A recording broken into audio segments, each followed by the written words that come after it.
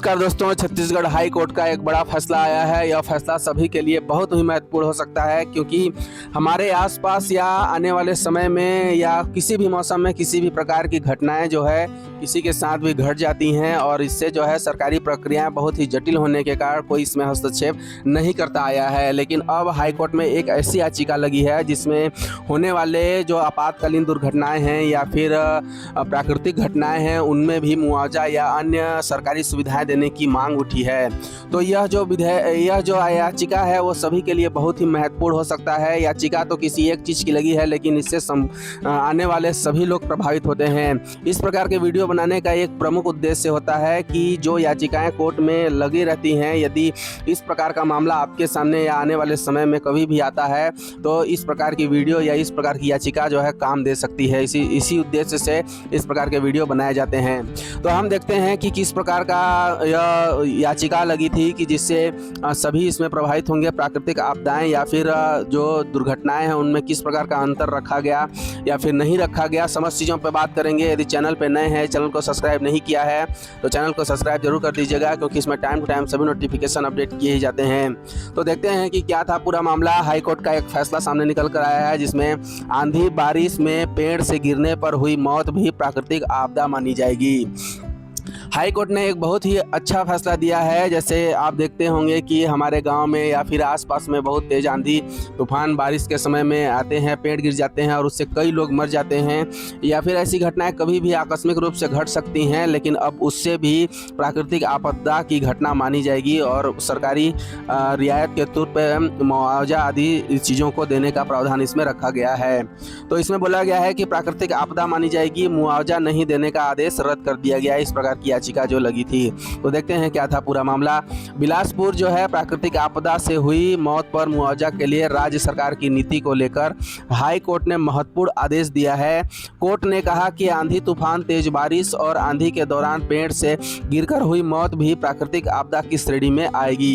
Court ने राजस्व विभाग द्वारा मुआवजा न देने का आदेश निरस्त करते हुए, क्योंकि राजस्व विभाग जो है बहुत से चीज़ों में बहुत आनाकानी वाली चीज़ें करते देखा गया है। अब इसमें कोर्ट ने स्पष्ट कर दिया गया है कि अगर आंधी तूफान, तेज बारिश और आंधी से के दौरान पेड़ से गिरकर अगर मौत होती है तो उसे भी प्राकृतिक आपदा की श्रेणी में रखा जाएगा। और राजस्व विभाग द्वारा जो मुआवजा न देने का आदेश निरस्त करते हुए मृतक के बेटे को 30 दिन के भीतर 4 लाख रुपए मुआवजा देने को कहा गया है। मतलब यह याचिका लगी थी कि यदि आंधी बारिश या तेज तूफान से पेड़ से गिरकर मौत हुई थी, लेकिन राजस्व विभाग उसमें मुआवजा देने से इनकार कर रहा था। दरअसल राजनांदगांव जिले के मोहला क्षेत्र निवासी अमर सिंह के पिता श्यामूराम मंडावी 16 जुलाई 2020 को पेड़ पर चढ़कर लाख निकाल रहे थे। इसी दौरान तूफान और तेज बारिश के कारण पेड़ से नीचे गिर गए।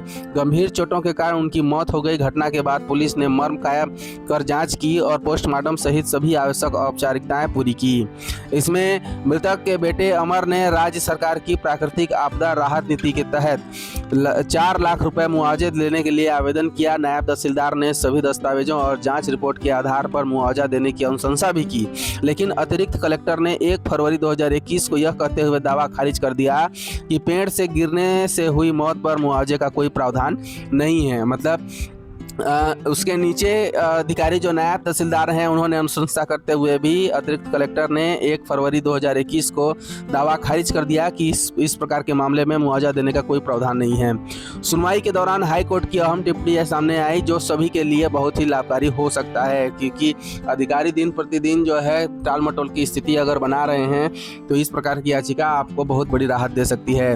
अतिरिक्त कलेक्टर के आदेश को हाई कोर्ट में चुनौती दी गई। सुनवाई के दौरान तर्क दिया गया कि 9 जून 2015 के राजस्व पुस्तिका परिपत्र की धारा 6 के अनुसार, देखिए यहाँ पे एक नियम भी दिया गया है।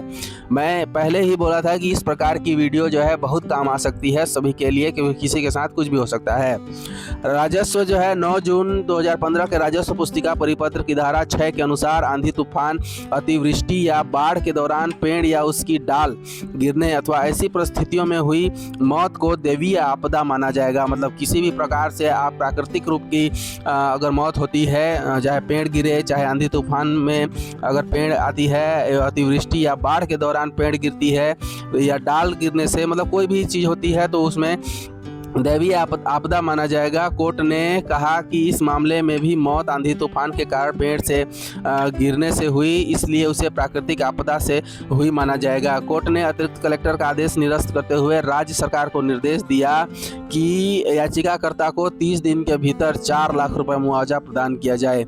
मतलब कोर्ट ने जो अतिरिक्त कलेक्टर का आदेश आया था कि इस प्रकार के मामले में मुआवजा देने का कोई प्रावधान नहीं है, कोर्ट ने यह स्पष्ट कर दिया उनके आदेश को निरस्त करते हुए कि जितनी भी आपदाएं हैं, यानी बाढ़ आंधी तूफान से जितनी भी मौत हो रही हैं उनमें मुआवजा देने का प्रावधान है और यह सभी आपदाएं जो हैं वो प्राकृतिक आपदाएं मानी जाएंगी।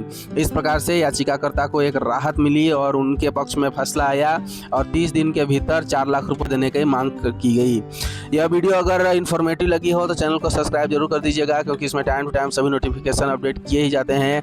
तो मिलते हैं ऐसे ही नए नोटिफिकेशन, विज्ञापन और एक अच्छी सी जानकारियों के साथ।